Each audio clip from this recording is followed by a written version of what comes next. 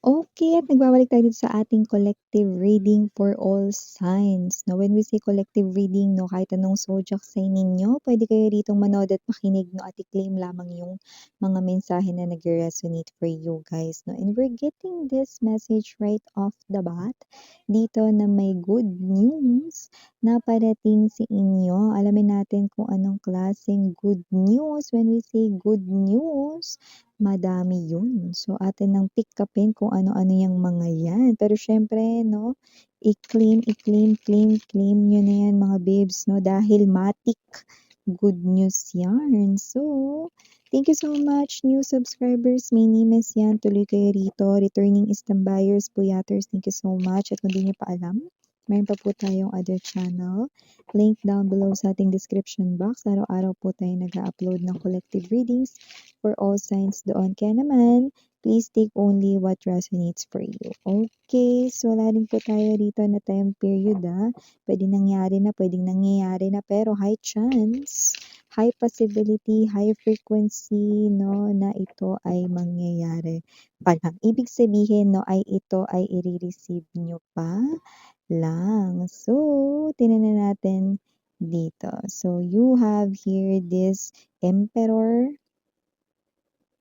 Number 4 could be somewhat significant for you. Birthday, special day, just take only what resonates. But 4 is the number of stability. Something stable is coming, something permanent, something continuous, no? Hindi mapuputol, tuloy-tuloy. We also have here Queen of Swords, Hierophant right in here. We have 4, no? After 4, we have 5 here, double 5. You could be seeing a lot of number 4, number 5. The double fives right in here, meaning no, na there's changes, positive changes. Ito nakikita natin dito, no? We have here Ace of Cups, Nine of Cups,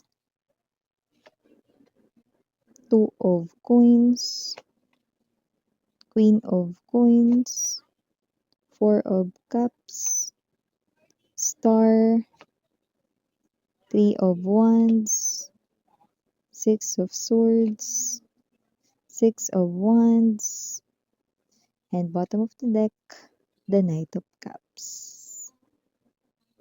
Okay. Oo nga mare, totoo ang propesiya, good news nga ito. Umpisahan na natin 'no, because number 5 ay very, very strong. Maaaring makakita or nakakita na kayo ng a lot of number 5s, puwedeng triple 5, dalawang 5, kahit isang 5. Pero madalas nakakita ng number 5, yan ay changes. Maaaring hindi mo ito masabayan agad-agad kasi nga this is something here na hindi familiar sa'yo 'no. But this is something here na dapat daw ay hindi mo katakutan dahil ito ay positive or good changes. That's why good news na agad yung ating nakuha right off the bat na energies mo. You are stepping kasi into this type of emperor vibe or emperor energy wherein whatever it is no na makukuha or makiklaim mo something here related to abundance and prosperity no na parang feeling mo hanggang panaginip or dreams lang. Now that you will receive it, mararamdaman mo siya sa hands mo, whatever it is, no, na form ng abundance or prosperity, hindi mo agad paniniwalaan na meron ka niyan. Kasi nga, it is something unfamiliar sa'yo. Pero, this is your wish coming true with the Emperor's energy. No? So, yan, no, I'm seeing you signing here a contract. It could be a purchased land. It could be a house and lot that you will own under your name, or it could be a big sum of money, no, under your name in your bank account, or it could be something big that you will claim that at first you will see it as something too good to be true, or it feels like I'm dreaming, but you're not in a dream. You're also not delusional because this is something here that will happen in your reality. You will own something that you considered this wish very big, to the point na kapag nangyari na, puwedeng hindi mo paniwalaan or hindi mo paniwalaan agad. See? Ibig sabihin, in other words or in other term, this is something here for you. Even if you are the one wishing for it, you might find it impossible possible. But with God, everything is possible. Then it happened, no? At nangyari dito, and then boom, magugulat ka.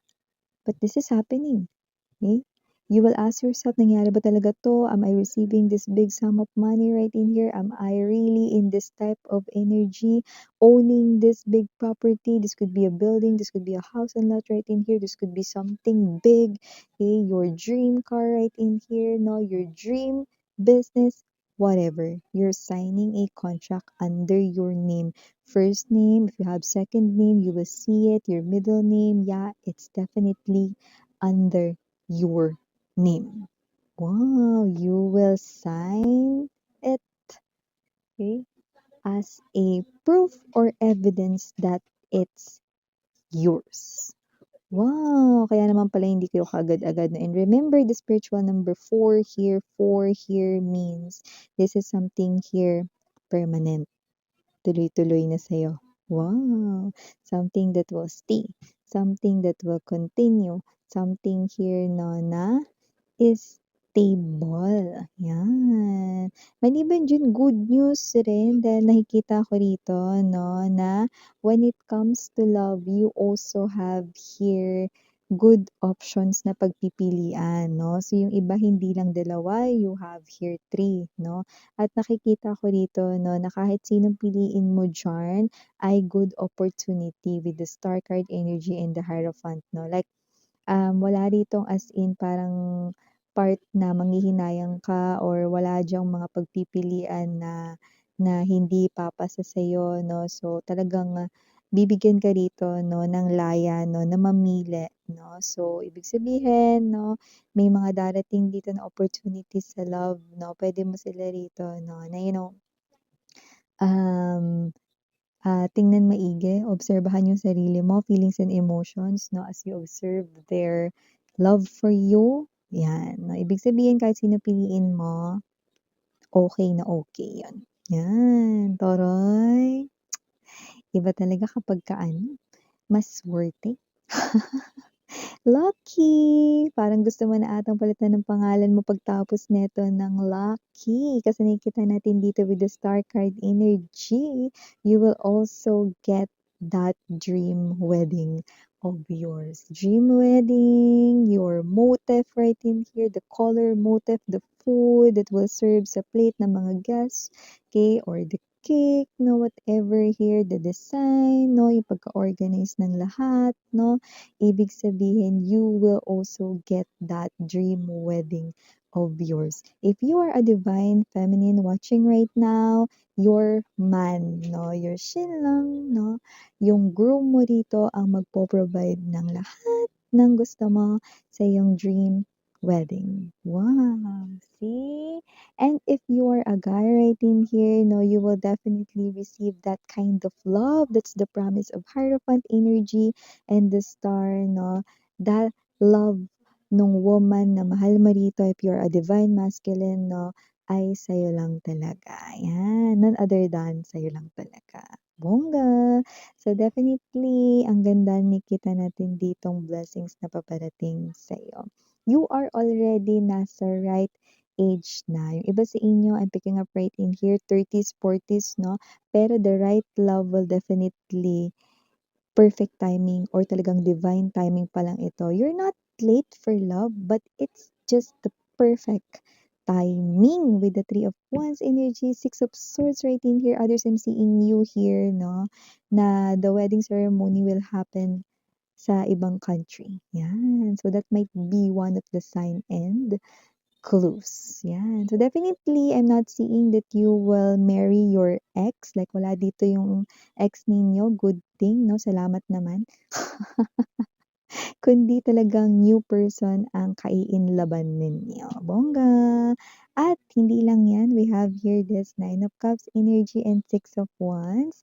Nakita rin tayo rito no, ng tagumpay when it comes to your money and business. I'm seeing you na makakonek ka rito sa mga tao no, na magpapalawig ng kaperahan mo. Connections with the right people sa iyong business, negosyo, trabaho, colleagues, no?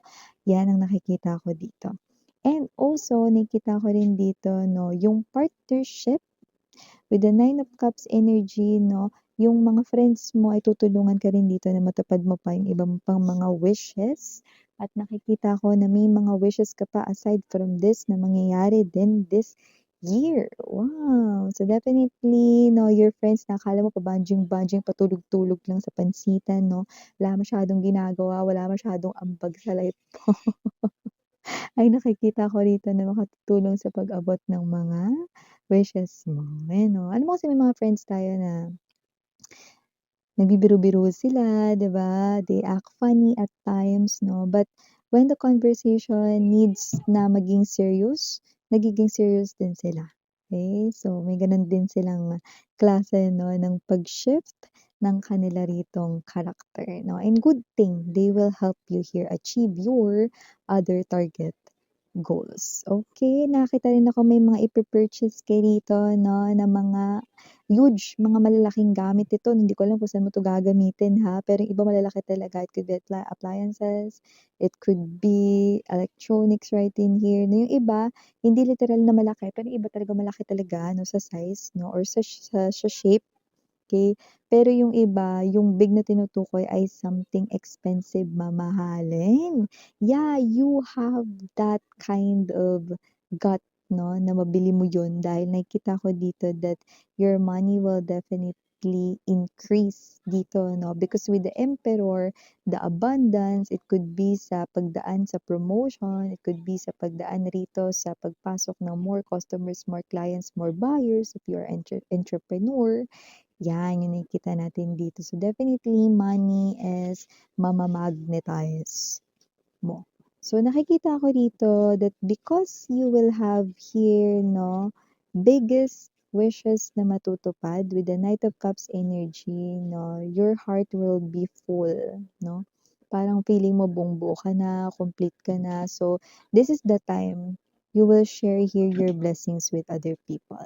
I'm seeing you, I'm viewing you here sending money to charities right in here, no, helping other people, even outside charities, no, kahit pag may nakita ka, you're helping them, you're reaching out, no, because that is your way of giving back to the universe, no, yung mga blessings na ito. So, the more na gawin mo yon, akala mo parang pagbabalik tanaw lang yon, no, the more nakabutihan yun kasi binabato mo or ibabato mo good deeds yun, no, babalik yun sa'yo, no, and sa yung husband, sa wife mo, sa yung children, no, in the future.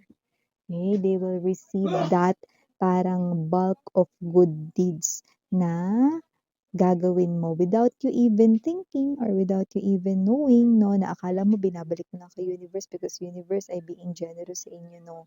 Okay? That good deeds, no, ay bilang, no.